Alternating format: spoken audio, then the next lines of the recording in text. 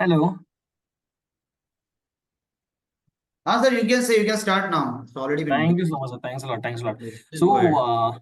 yeah, thank you so much, sir. So, just sharing my presentation. Just I already uh, made it co-host. you have to make me I already made it manage. co-host. No, but host disabled to participate screen sharing. All right, sir. Sir. I'm getting this message. Shall I try it again? Sir. It's done. Okay, perfect. Yeah, it is done. All Perfect. right. Thank you so much, sir. Thank you. Yeah. Sir से मुझे एक बार confirmation देना ना, presentation दिख रहा है, visible है? हाँ जी सर, बिल्कुल है, done. Thank you so much, thanks a lot. Now perfect, okay, thank you so much team. Good evening. I hope आप सब लोग अच्छे होंगे करके। And there is always a question into the market. जब भी मार्केट अच्छा चलता है तो देयर इज ऑलवेज अ क्वेश्चन कि market at all time high या फिर index at all time high, what next we should do it. ये हमेशा एक क्वेश्चन अपने ऊपर दिमाग में आते रहता है कहीं ना कहीं। एंड मुझे है ना, इस केस में सीए रचना रानडे मैडम का एक बहुत ही अच्छा डायलॉग याद आता है कि मार्केट हो या इंसान हो, इनमें जाना ऊपर ही होता है दोनों को। तो that is the only thing कि ये मार्केट हमेशा अप ट्रेंड में ही जाएगा। There might be certain instances as well, जैसे इजराइल हमास का जो अभी रिसेंट इंस्टेंस हुआ है करके। उस केस में 3 दिन तक का मार्केट कंसिस्टेंटली बैड शेप में था। But again there was one more important aspect. It was China के अंदर जो इशू रेज हुए थे, that was a quantitative easing. जो चाइना ने क्वांटिटेटिव ईजिंग करी थी, उसके कारण से मार्केट में से अपने यहाँ से पैसा निकल के वो मार्केट में पंपिंग हो चुका था। That is also important parameter कि ये चीज भी हुई है।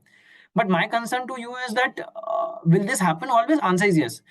रशिया यूक्रेन का पंचवार्षिक योजना बन चुकी है मेरे ख्याल से, और वो अभी भी चल ही रहा है। अब इसराइल हमास पिछले साल 7 अक्टूबर को पहला मिसाइल ड्रॉप किया गया था इसराइल ने हमास के ऊपर। That is one of the thing. तो मतलब अभी भी चल ही रहा है कंटिन्यूअसली। तो it will go on. Answer is yes to that as well. But market हमेशा रिवॉर्डिंग देता ही देता है। अगर मैं आरबीआई की पॉलिसी की बात करूं रिसेंटली, तो उन्होंने अपना स्टांस अकोमोडेटिव से न्यूट्रल पे लेके आए हैं। मतलब they are of that opinion कि आगे चल के हमको अगर रेट कट करना पड़ा तो we are okay with doing that as well. At the same point of time, we are the only economy which is growing by more than 7% as per expectations. 7% के ऊपर IMF का भी ये मानना है कि we will grow more than 6.5% to 7%. But अगर मैं ये सारे पॉइंटर्स को भी अगर ध्यान रखूं, तो भी कहीं ना कहीं मुझे एक पता है कि hiccups will always be there. Market के अंदर यही ट्रैजेक्टरी, यही ट्रेंड चलने वाला है जो आप लोगों के सामने ग्राफ है। 2000 की बात कर लीजिए, डॉट कॉम बबल की बात कर लीजिए, या फिर अटल बिहारी वाजपेयी सरकार जब गिरी थी तब की बात कर लीजिए, या फिर फाइनेंशियल क्राइसिस हुए थे 2008 का, लेमन ब्रदर क्राइसिस, सभी लोगों को अच्छे से पता है वो एक फेज। इनफैक्ट कोविड का जो फेज था, जब मार्केट में 2 दिन के लोअर सर्किट लगे थे, that was again one of the phase import जो हुआ था मार्केट के अंदर। बट ये सारी चीजें होने वाली है मार्केट के अंदर हमेशा। बट अपने को क्या करना है, that need to be important. अपने को स्टे इन्वेस्टेड रहना है हमेशा, इन्वेस्टमेंट हमेशा कंटिन्यू होनी चाहिए। बट इंपॉर्टेंट ये और दूसरा फेज भी आता है करके कि मुझे अगर इन्वेस्टमेंट ही करना है तो कहाँ कहाँ करना चाहिए। Obviously we being a mutual fund side, तो अपने को पता है कि mutual fund always best way. और मेरा भी ऐसा मानना है कि सबसे अच्छी एसेट क्लास आज की डेट में म्यूचुअल फंड अवेलेबल है। But what if there is some next asset class available? ऐसा कोई नेक्स्ट एसेट क्लास अवेलेबल है क्या? मैं हमेशा एक पॉइंट बोलता हूँ कि मेरे फादर ने टिल लास्ट 5 इयर्स के पहले तक का, वो साल का 12 लाख का प्रीमियम भरते थे एलआईसी का। I was just not aware about this thing earlier. अगर वो 12 लाख की एसआईपी करते थे साल की, तो शायद I would have not been doing any kind of job. मैं भी जॉब नहीं करता था, मैं अच्छे से घर बैठ के एंजॉय करता था। That is the point which has change already. But moving forward और क्या चेंज हो सकता है? Then I believe so alternate as a space can be the next big asset class. 6.5 lakh crore के ऊपर की इंडस्ट्री बन चुकी है ये आज की डेट में।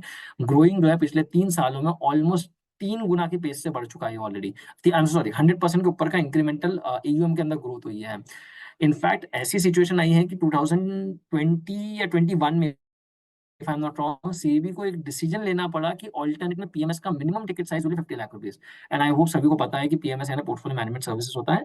एंड दूसरा इज ऑल्टरनेट इन्वेस्टमेंट फंड। ये दो चीजें ऑल्टरनेट स्पेस में आज के डेट में बहुत एग्रेसिवली चल रही है मार्केट के अंदर। इनफैक्ट अगर मैं आईसीआईसीआई की बात करूँ, तो पिछले 2 सालों के अंदर आईसीआईसीआई के अंदर AUM growth for this specifically दो सेगमेंट के अंदर ऑलमोस्ट डबल से ज्यादा ग्रो हुआ है करके पिछले 2 साल में। And that is a kind of thing Maupude, which Maupude, Maupude. that is requesting everyone to put on ठीक है। सो इम्पोर्टेंट एस्पेक्ट कहीं ना कहीं ये हो जाता है कि आने वाले समय में अच्छा कर सकता है, answer might be yes to that as well. But अब मुझे ऐसा कंसर्न है हमेशा करके कि पीएमएस को मैं इतना बेसिक में चल जाऊं करके, ताकि मेरे लिए थोड़ा इजी हो जाए। आई होप जो मैं ये स्लाइड बताऊंगा ये बहुत से लोगों को बहुत सी चीजें पता होगी, बट कुछ कुछ चीजें इसके अंदर डिफरेंस भी है। सबसे पहले पीएमएस के अंदर minimum ticket size 50 lakh rupees, AIF Arpit के भाई अंदर एक मिनिमम। मिनट।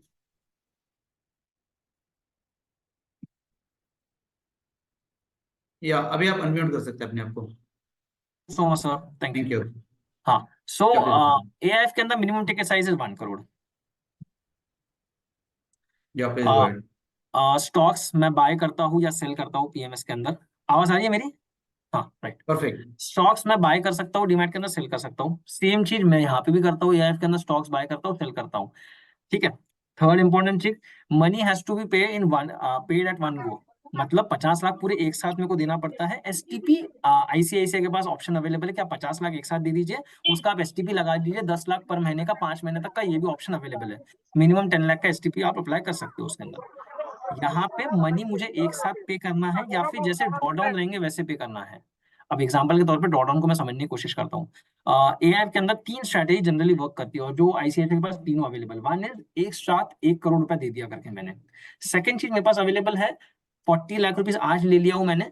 मेरे फंड मैनेजर को जब सही लगा उसने 30 लाख बुलाया, मेरे फंड मैनेजर को जब सही लगा उसने 30 लाख कॉल किया, तो इसको बोलते हैं कॉल करना, या फिर ड्रॉ डाउन बोलते हैं इसको। दूसरी चीज, तीसरी चीज, मैं 10/10 की एसआईपी कर सकता हूँ। 10/10 की एसआईपी मतलब 10 लाख की एसआईपी फॉर 10 मंथ्स, ये कर सकता हूँ। तो there are all the three options available with us. Stock transfer, it's not like that कि आपको सिर्फ पैसे ही देना पड़ेगा। पीएमएस केस में आप स्टॉक भी ट्रांसफर कर सकते हो, बट एआईएफ के केस में स्टॉक ट्रांसफर पॉसिबल नहीं है। अब स्टॉक ट्रांसफर का मतलब क्या हुआ? कई बार ऐसा भी हो सकता है कि मैं आपका क्लाइंट हूँ और मेरे पास कुछ 50 लाख 60 लाख के स्टॉक्स लेके खरीद के रखा हूँ मैंने डीमैट के अंदर। ऑब्वियसली आपका कंट्रोल उसके ऊपर, वो पैसे के ऊपर नहीं रहेगा, बिकॉज क्लाइंट अपने हिसाब से ट्रेड करेगा करके। कैन वी आस्क हिम कि यार आप ये इन्वेस्टमेंट पीएमएस में कर दीजिए, ताकि पूरा का पूरा स्टॉक शिफ्ट कर दीजिए पीएमएस में, और फिर अकॉर्डिंगली आपका मैनेज चलते जाएगा करके। That can also be done, ये पॉसिबिलिटी है पीएमएस के अंदर, बट ये पॉसिबिलिटी एआई के अंदर नहीं है। पीएमएस के अंदर हम लोग कोशिश करते हैं कि 25 से 30 ही हाई कन्विक्शन स्टॉक्स ले। अब वो स्टॉक्स कैसे बाय करते हैं, क्यों बाय करते हैं, ये इसके ऊपर मैं डिटेल आने वाले 2-3 स्लाइड्स में बात करने वाला हूँ आपसे। पर at the same point of time same case goes for AIF as well. सेम 25 से 30 स्टॉक्स हम लोग लेने की कोशिश करते हैं। टैक्सेशन, जो पुराना टैक्सेशन है वो लिखा हुआ है मैंने 15% 10%, बट जो नया टैक्सेशन है वैसा इम्प्लीकेबल होगा 20% और 12.5%। ये पुराना थोड़ा गलत है इसके अंदर, बट इसके अंदर 20% और 12.5% रहेगा। यहाँ पे कैटेगरी 3 के अंदर टैक्सेशन हम लोग खुद पे कर देते हैं on the behalf of investor. अब होता क्या है, एआईएफ के अंदर जब आप लोगों ने इन्वेस्टमेंट किया, मान लेते हैं आज आपने 1 करोड़ रुपए दिया, 3 साल बाद आप लोगों ने 1 करोड़ रुपए पैसे निकाल लिए, तो 1 करोड़ का मान लेते हैं 1.5 करोड़ हुआ एग्जाम्पल के तौर पे। तो आपने 50 लाख का प्रॉफिट किया। जो 50 लाख का प्रॉफिट करेंगे उसके ऊपर टैक्स पे करने की जरूरत नहीं है, बिकॉज ऑन योर बिहाफ हम लोगों ने ऑलरेडी टैक्स पे कर दिया है। अगर हम लोग ऑलरेडी टैक्स पे कर देते हैं, that is completely tax free in your hand, वो आपके टैक्स फ्री आपके हैंड में है। पीएमएस जनरली ओपन एंडेड रहता है, एआईएफ जनरली 1 साल से 2 साल का लॉक इन पीरियड या फिर एग्जिट लोड पीरियड रहता है। हमारे केस में लॉक इन वाले प्रोडक्ट नहीं है, हमारे केस में 1 साल का एग्जिट लोड है, but which is applicable for both PMS and AIF both. हम लोग पैसा कलेक्ट करना बंद नहीं करते, हम लोग कंटिन्यूसली चलाने की कोशिश करते हैं। यहाँ पे एआईएफ के अंदर 1000 इन्वेस्टर्स हो गए, जैसे ही 1000 इन्वेस्टर हो जाते हैं या फिर 1000 जैसे इन्वेस्टर हो जाए, वैसे उसको एआईएफ को बंद कर दिया जाता है, नया एआईएफ लॉन्च किया जाता है। That is the SEBI mandate, ये सेबी मैंडेट है। बाकी यहाँ पे स्टॉक बाय होते हैं और स्टॉक क्रेडिट होते हैं अकाउंट में। पीएमएस के केस में, एआईएफ के केस में आपको यूनिट्स मिलते हैं, जैसे म्यूचुअल फंड के अंदर यूनिट्स मिलते हैं वैसे मिलते हैं। तो मैंने सबसे पहले एक कोशिश करा करके मार्केट का ब्रीफ जिस देने के लिए, eight the same point of time alternate क्यों इंपॉर्टेंट है, और तीसरा ऑल्टरनेट में पीएमएस और एआईएफ में डिफरेंस क्या है। बिकॉज कई बार ये होता है कि इन्वेस्टर 1 करोड़ रुपए देने के लिए तैयार होता है, बट अपने को एआईएफ के बारे में ज्यादा नहीं पता होता है, इसलिए अपन उसके जबरदस्ती पीएमएस ही ले डालते हैं। But AIF seems to be better. AIF के केस में डॉक्यूमेंटेशन भी कम है। एआईएफ के केस में नया डीमैट अकाउंट खोलने की जरूरत नहीं है, आपका एग्जिस्टिंग डीमैट अकाउंट होगा, उसका भी अगर आप सीएमएल दे देते हो तो दैट कैन बी वर्केबल।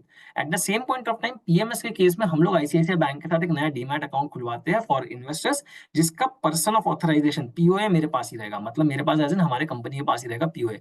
मतलब हम लोग बाय और सेल कर सकते हैं, क्लाइंट से व्यू कर सकता है, व्यूइंग उसको अलाउड रहता है उसके अंदर। हम लोग आईसीआईसीआई में क्या बोलते हैं, हम लोग कोशिश करते हैं कि एक नया पोर्टफोलियो कैसे बिल्टअप करे करके। That is the most important thing.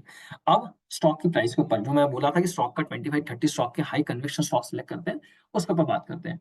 सबसे पहले प्राइस कैसे जनरेट होती है। Price is being generated by earning और पीई। अब अगेन ये बहुत ही बड़े बड़े जार्गन है, मेरे को लगता है बहुत ही सिंप्लीफाइड टर्म में बात करने की कोशिश करता हूँ।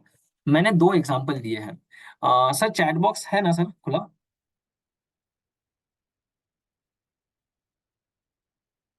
It's on. Chat it's box on is on. Yeah, sir, will you please help me at one place? अगर कोई चैट बॉक्स में आंसर डालता है तो मैं को आप अपडेट करूंगा, please requesting you. I'll do that. Sure. Okay. Thank you so much. मेरा सब आप लोगों से एक ही क्वेश्चन है। अब दो चीजें हैं, person A person B. A person जिसका इनकम जो है वो अच्छा खासा है, अच्छा खासा कमा रहा है और उसको पैसे की उधारी की जरूरत है। और पर्सन बी जो कमा कुछ भी नहीं रहा है बट उसको भी उधारी की जरूरत है। आप में से कितने लोग ए को देंगे पैसा और कितने लोग बी को देंगे पैसा? 10 सेकंड का टाइम है, प्लीज कमेंट करके बताइए।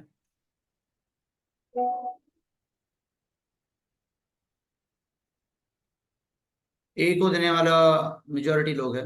Majority people will go for a, and which is very fair enough, क्योंकि ए को ही पैसा देना चाहिए बिकॉज पैसा कमा रहा है। पर अब मेरा सेकंड क्वेश्चन है, दोनों ए और समीर बी भाई की बोल सीट। रहे बी को देंगे। हाँ मेरे को लग ही रहा था, मैं उसी के ऊपर आ रहा हूँ अब।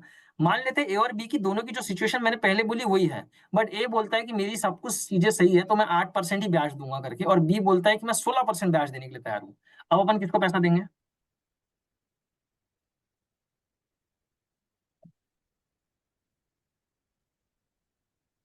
आई एम एक्सपेक्टिंग कि सब लोग ए को ही बोलना चाहिए इसमें। यस एग्जैक्टली, ए को ही पैसा देने रोहन की भाई बोल कोशिश रहे करें। 50-50% देंगे। ज्योति मैडम, गणेश भाई, केवी के वाशिम सर बोल रहे कि ए को देंगे।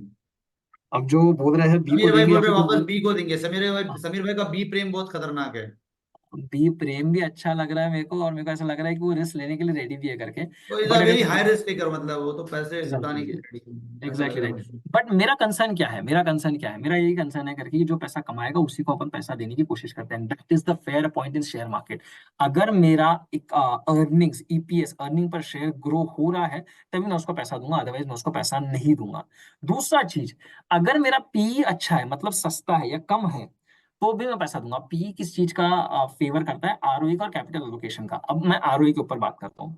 मान लेते हैं मैंने म्यूचुअल फंड डिस्ट्रीब्यूशन का काम चालू किया और मेरा एक ऑफिस ऑफिस सेटअप किया, मैंने कुछ 15-20 लाख रुपए खर्चा किया, एग्जाम्पल लेता हूँ मैं। अब अगर मैंने इतना सब कुछ खर्चा कर दिया हूँ, अगर मुझे ये बिजनेस में से इनकम नहीं आ रही है तो ये बिजनेस कंटिन्यू कर पाऊंगा क्या मैं? Answer is obviously no to that, बहुत डिफिकल्ट है। अगर मेरे को उतनी अर्निंग ही नहीं हो रही है तो मैं बिजनेस कैसे चलाऊंगा? Forget about mutual fund distribution for time being. मैंने एक मैन्युफैक्चरिंग प्लांट सेटअप किया है। अर्पित आसावा ने खुद का पूरा पैसा डाला है मैन्युफैक्चरिंग प्लांट सेटअप करने के लिए, उसको पैसे ही नहीं मिल रहे हैं यानी कमाई नहीं हो रही है, तो कंटिन्यू कर पाएगा? कि answer is obviously no to that. वही केस बोला जाता है आरओई, रिटर्न ऑन इक्विटी। मैं कितना पैसा डाल रहा हूँ उससे मुझे वैसा कितना मिलेगा, ये होता है पी। अब जब मैं अर्निंग पर शेयर और प्राइस टू अर्निंग को मल्टीप्लाई करूंगा तो मेरे को प्राइस मिलेगी करके, विच इज वेरी क्लियर। मतलब आइडियली प्राइस अगर प्राइस टू अर्निंग रेशो कम रहेगा और अर्निंग अच्छी रहेगी तभी बहुत अच्छा फिनोमिना होगा, बिकॉज कम भाव पे मैं ज्यादा कमाने की कोशिश कर रहा हूँ पैसा। ये सबसे इंपॉर्टेंट पैरामीटर है और ये चीज हम लोग बहुत ज्यादा कोशिश करते हैं हाईलाइट करने की और ध्यान देने की, कि जहां पे मुझे अर्निंग्स अच्छी मिल रही है और at the same point of time price कम है। अपन कई बार ऐसा बोलते हैं कि मार्केट हमेशा ही रिटर्न अच्छा देता है लॉन्ग टर्म में, which is fairly very right, वो गलत है ही नहीं कि बिल्कुल सही बात है करके। बट अब मैंने क्या किया, मैंने एक चार्ट लेके रखा है 2009 से लेके 2000 मोटा मोटी 23 तक का चार्ट है ये, 2023 तक का चार्ट है। मैंने क्या किया है कि एनएससी टॉप 500 कंपनीज, निफ्टी की या एनएससी की जिसको बोलना है बोल सकते हैं वैसा, मैंने लेने की कोशिश किया निफ्टी 500 का। अब निफ्टी 500 का 2009 का रिटर्न देखिए 19% का है, फैबुलस। 2010 का 15%, बट ठीक है 2011 का 2%, 2012 का -2, वापस से 16, 9, 6, 14। अगर इसका मैं एवरेज निकालू एक ट्रेंड का तो एक 12-13% का एवरेज रिटर्न दे दिया इसने। बट अब मेरा कंसर्न क्या है, फॉर्मल पाहिजे. यहाँ पे मेरे पास कुछ स्टॉक्स और अवेलेबल है जो 15% के ऊपर हर सालाना रिटर्न दे रहे हैं, 5 साल का सीएजीआर।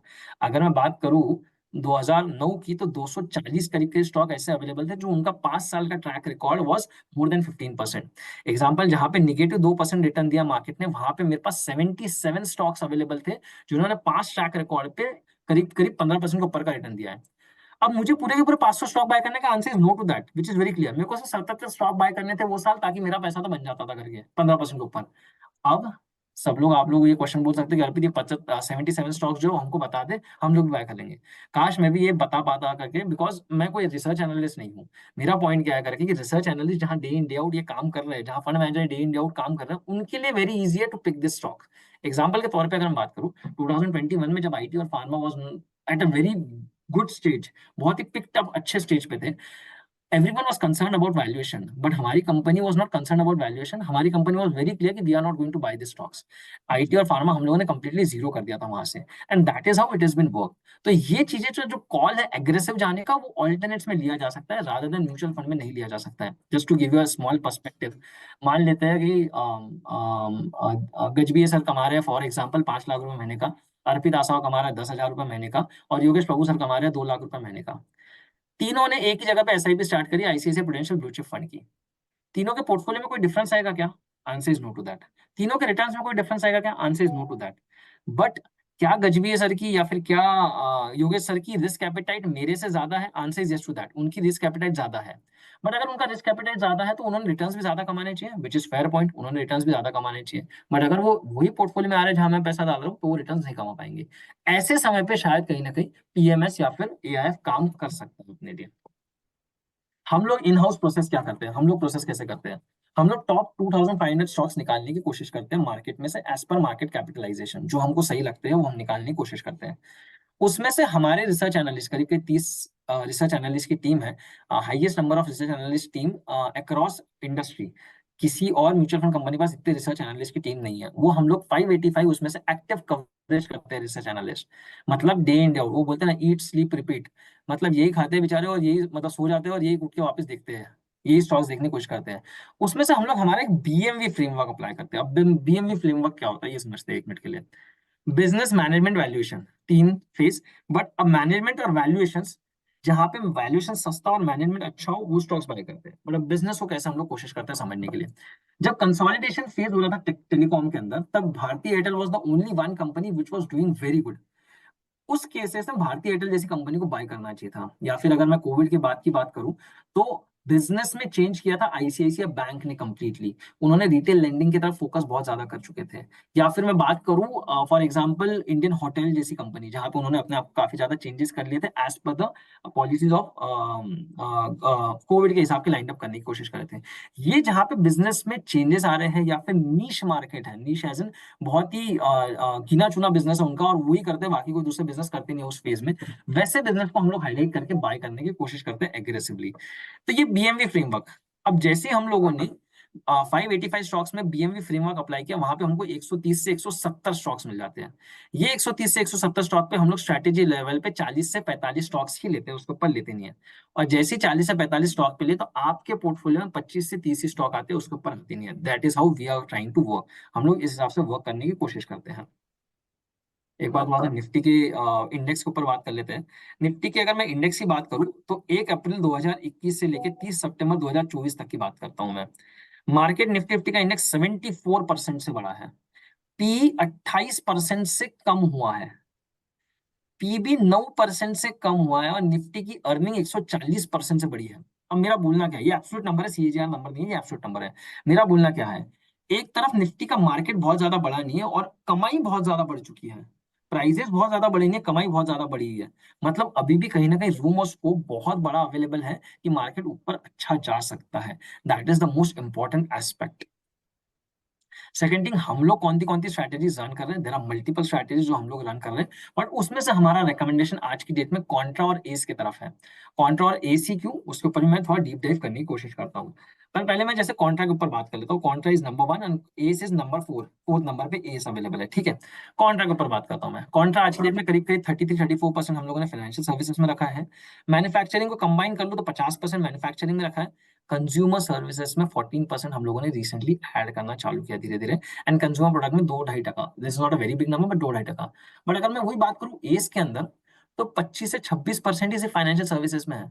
और मैन्युफैक्चरिंग करीब करीब 30% ही है, जहां पे यहाँ पे मैन्युफैक्चरिंग हम लोगों के पास 50% है. कंज्यूमर सर्विसेज एस के अंदर हायर साइड पे है. Eight the same point of time health care और आईटी भी हम लोगों ने थोड़ा थोड़ा ऐड करके रखा है इसके अंदर. अब दूसरा एस्पेक्ट के ऊपर आता हूं मैं. ये थोड़ा सा 1-2 मिनट के लिए ध्यान दीजिएगा सभी लोग यहाँ पे, because this is very very important. और ये थोड़ा सा डिफिकल्ट है टू अंडरस्टैंड. एकदम आखिरी की 2 लाइन में देखेंगे ना, तो मार्केट के पी अवेलेबल है 25.48 और 24%. मोटा मोटी अपन इसको 24 पकड़ के चलते हैं 2 मिनट के लिए. ठीक है, मैं सबसे पहले कॉन्ट्रा के पी की बात करता हूँ. कॉन्ट्रा का पी 21, मतलब आज की डेट में मार्केट के पी से कम पे ट्रेड कर रहा है. दूसरा हम प्राइस टू बुक वैल्यू की बात करते हैं. प्राइस टू बुक वैल्यू के मुकाबले भी कॉन्ट्रा का पी भी प्राइस टू बुक वैल्यू के मुकाबले भी कम ट्रेड कर रहा है. अब मैं दूसरा एस्पेक्ट पे बात करता हूँ। अगर मैं रिटर्न ऑन इक्विटी की बात करूँ, मतलब जो मैंने कॉन्ट्रा का पोर्टफोलियो बिल्टअप किया है, उसकी कंपनीज के प्रमोटर्स कितना कमा रहे हैं, मतलब मालिक कितना कमा रहे हैं, या कमा पा रहे हैं कि नहीं कमा पा रहे हैं, या उनका इंक्रीमेंटल ट्रेंड है क्या, वो अगर देखा जाए तो आरओई का यहाँ पे इंक्रीमेंटल ट्रेंड है बहुत अच्छा है क्या, answer is yes to that. यहाँ पे बहुत अच्छा है। मतलब मेरा क्या बोलना है कि आरओई का ट्रेंड तो चलो ठीक है, दोनों जगह इक्वल है, बट मेरा माल सस्ते में अवेलेबल है दोनों केसेस में। अपन कोशिश करते हैं समझने की पैड ग्रोथ क्या है। पैड ग्रोथ मतलब कमा कितना रही हो कंपनी, करीब करीब 35% की ग्रोथ है उनकी सीएजीआर बेसिस में पिछले 4 सालों में। मतलब हुआ यू है पिछले 4 सालों में 35% से बढ़ा है। बट अगर बेंचमार्क की बात करो तो 30 से 32% ही बढ़ा है। मतलब मेरी कमाई भी ज्यादा हो रही है, मेरी प्राइस टू अर्निंग भी कम है, दोनों चीजें कम है कॉन्ट्रा पोर्टफोलियो में। मतलब ये सस्ते में बहुत ही अच्छा पोर्टफोलियो अवेलेबल है आज की डेट में। Eight the same point of time मैं जब एस की बात करूं, मैं पी और पीबी की बात करूंगा इसके ऊपर कि ये क्यों हायर साइड पे है, बट इसका आरओई भी बढ़ रहा है कंसिस्टेंटली और इसका पैड ग्रोथ भी बहुत हायर साइड पे है।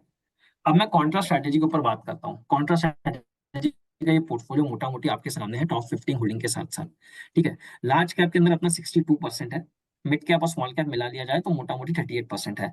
उसमें से 20% मिड कैप है, रिमेनिंग स्मॉल कैप है। फ्लेक्सी कैप कैटेगरी को इसको कंसिडरेशन में रख सकते हैं अपन, first thing. Second thing, if required fund manager completely shift हो सकता है mid cap and small cap के ऊपर भी, बट आज वैल्यूएशन थोड़े स्ट्रेच लगता है इसलिए वो वहां नहीं जा रहे हैं। यहाँ पे अगर आप लोगों ने एग्जांपल्स देखोगे तो भारतीय एयरटेल जैसे स्टॉक, या फिर आईसीआईसीआई बैंक, एल&टी, वेदांता हम लोगों ने 5.5%, 6% लेके रखा है। Jindal steel, state bank of India भी है यहाँ पे, एनटीपीसी। अगर हम बात करूँ तो मैन्युफैक्चरिंग और मैन्युफैक्चरिंग अलाइड सेक्टर, ये जो है सेक्टर यहाँ पे करीब करीब दिख रहा है 50% पे हम लोगों ने लेके रखा है। तो that is how it is going to work. हम लोगों ने रिसेंटली एचडीएफसी बैंक भी ऐड किया है, जो लास्ट मंथ नहीं था एचडीएफसी बैंक इसके अंदर। लास्ट मंथ इसके अंदर एचडीएफसी बैंक भी नहीं था। तो दैट इज ठीक। How the portfolio looks like.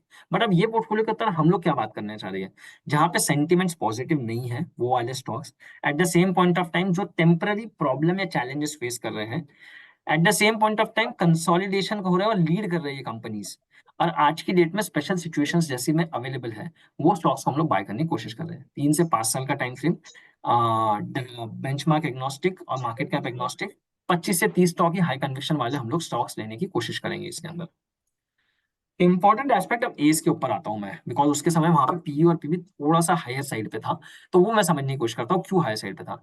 As जो है वो quality along with growth strategy है। अब हो क्या रहा है अक्रॉस, अगर मैं वर्ल्ड की बात करूँ ग्लोबल मार्केट में, कहीं ना कहीं रेट कट कंसिस्टेंटली होते जा रहे हैं। अगर आप अमेरिका की बात करो या इंग्लैंड की बात करो, दोनों जगह रेट कट हुए हैं, and it's quite possible India के अंदर भी रेट कट आ सकता है। इमीडिएटली आएगा क्या, answer might be no to that, but आने वाले समय में आ सकता है रेट कट। नाउ अब चैलेंज क्या है कि अगर रेट कट आता है तो ग्रोथ ओरिएंटेशंस वाली company will do better justice with the portfolio. Portfolio में बहुत ही अच्छा जस्टिस कर सकती है ग्रोथ ओरिएंटेशंस वाली company. And that is why we are here कि हम कंज्यूमर जैसे हम लोग ग्रोथ ओरिएंटेशंस वाली कंपनीज में ज्यादा फोकस करते हैं। Just to give an example, trend 8% का लेके रखा है। आप लोगों ने अगर प्राइस देखे होंगे ट्रेंड की तो काफी ज्यादा इंक्रीमेंटल है। जोमेटो की बात करते हैं अपन, जोमेटो करीब करीब 8% है यहाँ पे। उसके बाद अगर मैं बात करूँ कल्पतरु प्रोजेक्ट इंटरनेशनल लिमिटेड, मतलब ये for the brand of real estate, ये अपन लिया है। होन्सा कंज्यूमर, ये consumer, requesting everyone to put on a mute mode.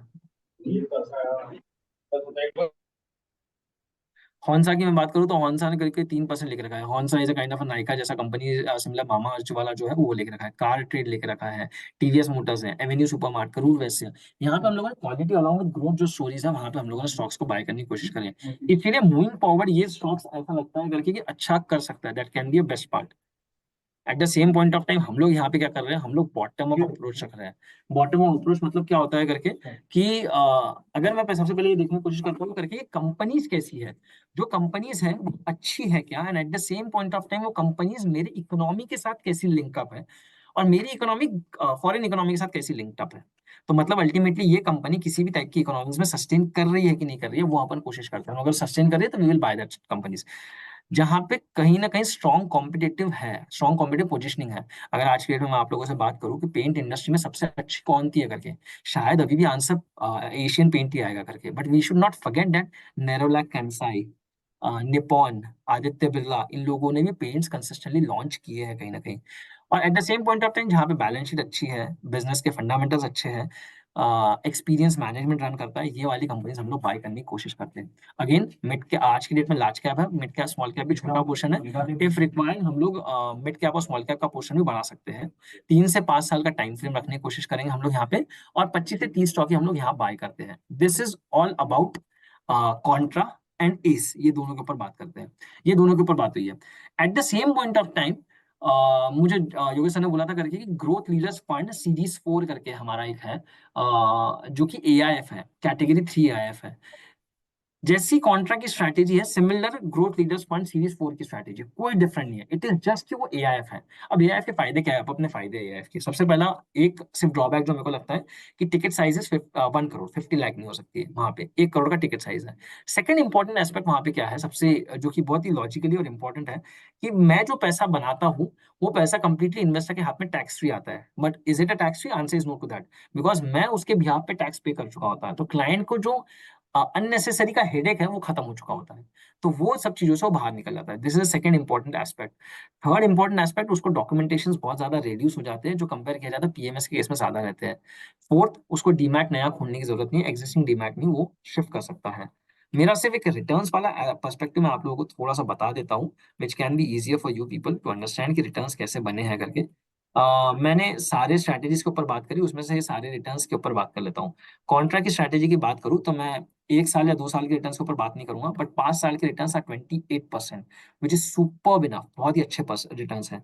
Eight the same point of time as की मैं बात करूंगा, मैं जानबूझ के यहाँ पे 2 साल की बात कर रहा हूँ, बिकॉज ग्रोथ ओरिएंटेशन पिछले 2 सालों से काम करना चालू किया अच्छा से, दैट इज 33%। बट अगर मैं इसका भी 5 साल का देखूँ तो करीब करीब 25% है। वी आर एक्सपेक्टिंग कि this fund will deliver better return moving forward as well, ये भी एक अच्छा रिटर्न डिलीवर कर सकता है। That's it from my side. If in case you have anything, happy to take your queries as well.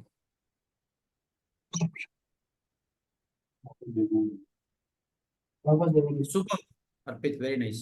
So, Thank you so much, sir. I have kept it very crisp and clear because I नहीं just नहीं, thought वो कि that is our वही चाहिए है, because our partners are little very not very familiar with the product, but yes, they wanted to understand कि कैसे हम लोग AIF और PMS को बेचे। हम्म। सो आई वुड रिक्वेस्ट एवरीवन, पहले आप अपने क्वेश्चन पूछ लीजिए, फिर बाद में मैं आता हूँ अर्पित भाई की तरफ कि Done, done. कैसे इसको pitch करना है और बाकी सारी चीजें। Okay. Please. Deep, can I ask one question? हाँ समीर भाई। Yeah. So my question is, I think you showed this pipe strategy where I think there was a very good balance between PE as well as ROE as well as overall returns. I So always what try is to that? skip pipe. I have always tried to skip the pipe wala portfolio because the returns are super and every of the ratios are in the favorable. But point is, it is completely mid cap and small cap. And Mhm. at this point of time, we are not at all recommending mid cap and small cap. If in case you're required, I can share a presentation with you, or Yogesh sir will share a presentation with you. 1 year ka return is superbly like, if I'm not wrong, 1 year return Yeah, that is is what I was looking at. That is what I was looking at. I think if I 5 year look at return is the overall 34%. balance, yeah, that caught my eye first.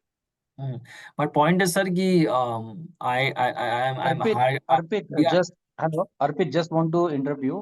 If you can share the market outlook. Have you read the market outlook yesterday's presentation? There is one uh, slide of large cap, mid cap, and small cap valuation. yeah. Just a In that second. valuation, the doubt of the sir will be clear. मतलब वो clear हो जाएगा. Why we are not recommending? So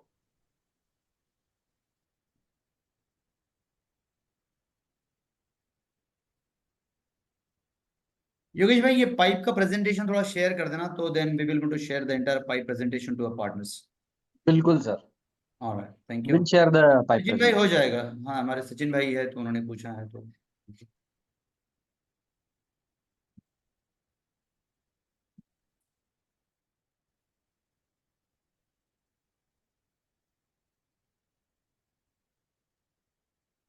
But then pipe is a PMS portfolio, right? Right. It is a PMS हाँ, portfolio. Not AIF. Sir, you are talking on this slide only. आप ये slide के ऊपर ही so बात you कर can रहे हो, sir? Arpit, you can take up the question of Samir sir, and then pipe का जो प्रेजेंटेशन है वो योगेश भाई से लेके मैं जनरल पोस्ट। हाँ, समीर सर बोलिए ना, please. Tell me. Perfect. Yeah. Perfect. Yeah. So my the follow-up question was, I think whatever we have seen, they are all PMS portfolios that we have seen.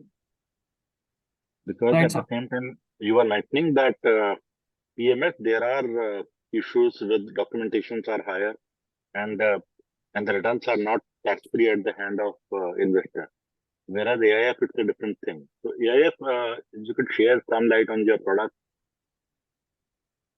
The fund, so you have heard about the contra strategy as well. Contra strategy के ऊपर मैंने जो explanation किया आपने वो सुना है.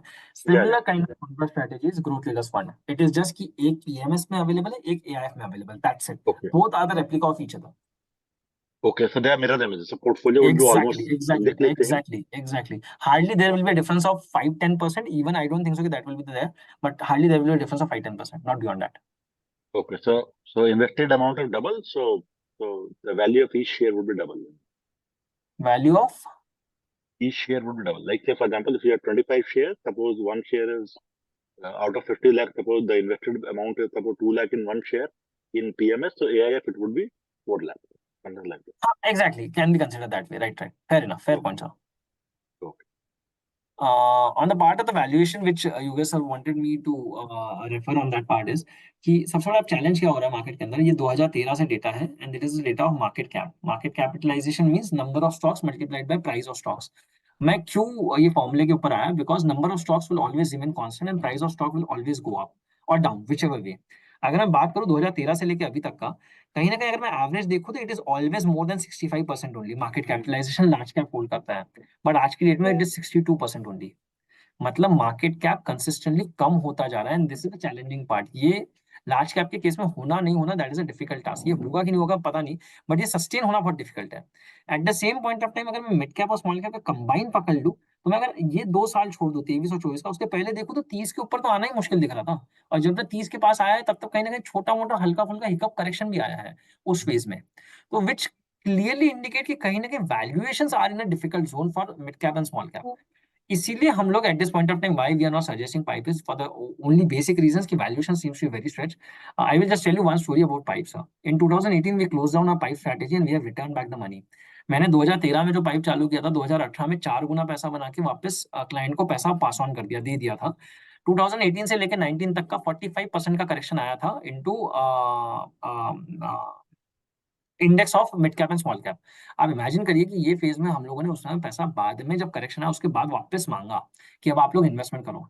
उस समय पे जिसने 1 करोड़ रुपए दिया उनका आज 4 करोड़ है. अब एग्जांपल देता हूं मैं, 2013 से लेकर 2024 तक का 25 लाख का valuation has grown to 4 crore. This is how it has been work. But ये फेज कैसा होता है सर कि 2018-19 में वो एक it required a lot of effort as well to give back the money कि नहीं चाहिए करके, because valuation are very stretched. In this phase also we believe कि valuation are slightly stretched. We should avoid at this point of time mid cap and small cap या large cap bias में रहेगा ज्यादा अच्छा है कहीं ना कहीं.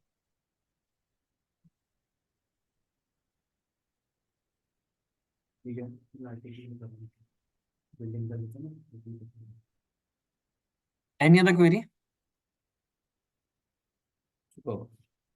Now, Arpit, बहुत generic question है. Please, sir.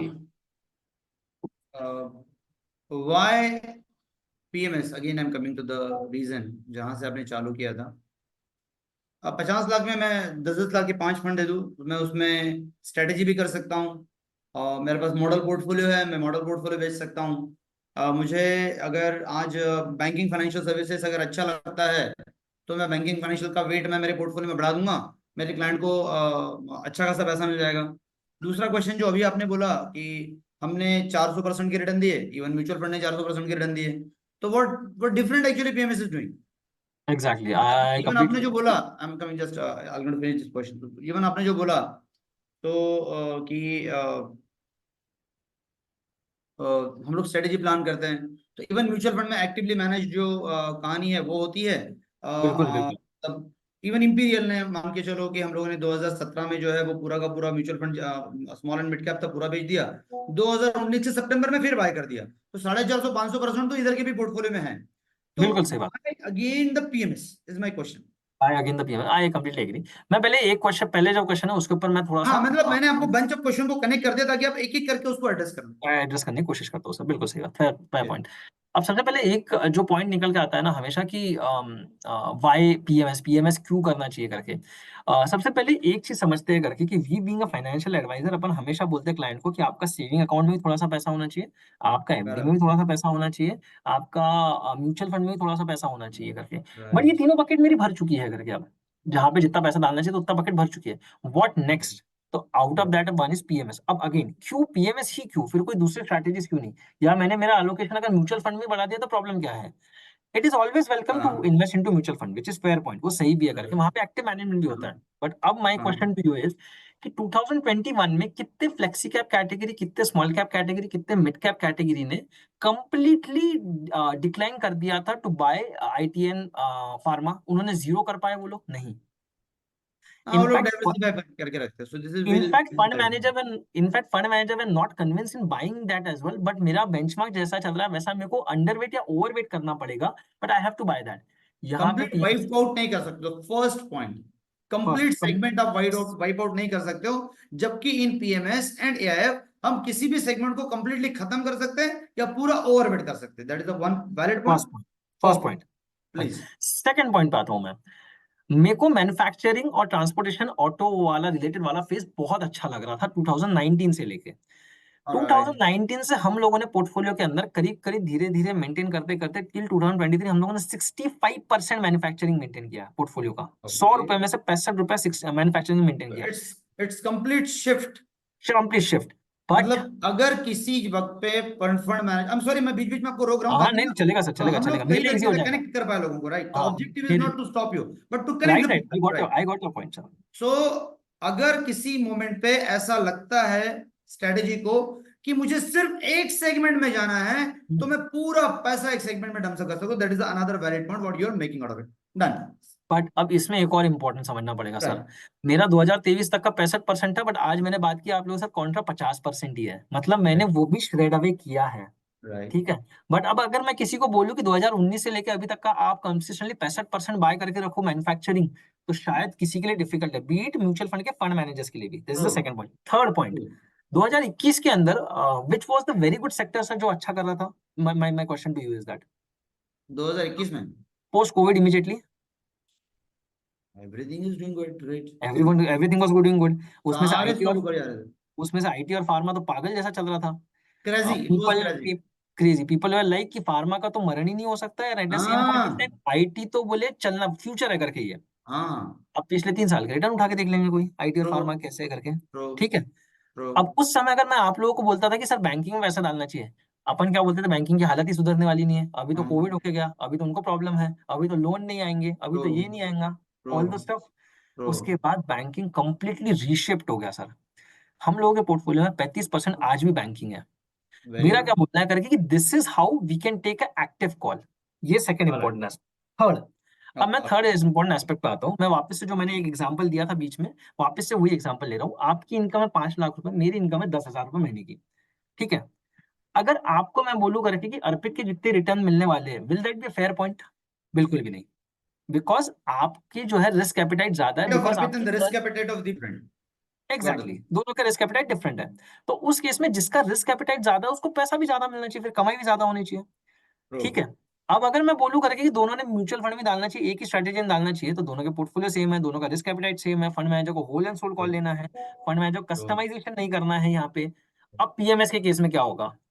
अब मैं एग्जांपल लेता हूँ कि 3 या 4 दिन पहले आपका पैसा आ गया मेरे पास, जब मार्केट करेक्ट हुआ था, एग्जांपल ले रहा हूँ मैं।